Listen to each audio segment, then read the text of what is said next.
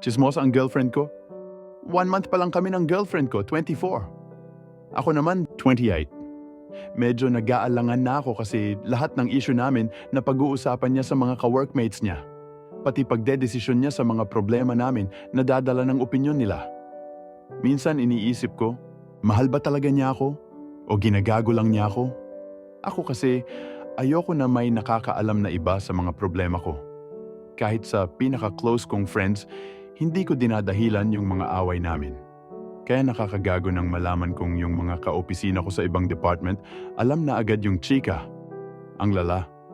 Si girlfriend pala mismo yung source ng chismis. Pinagsabihan ko siya pero ngayon ako pa ang masama. Ako na lang palagi nag-i-effort makipag-usap. Nalilito ako. Mahal ko siya pero ayaw ko magpapakatanga. Red flag para sa akin yun eh. Ayoko naman maging yung lalaking bigla na lang makikipag-break pero parang nasasakal na ako. Ayaw ko ng mga tao na nagsulsul sa kanya. Ang problema namin ay sa amin lang. Dapat ko na bang hiwalayan habang maaga pa?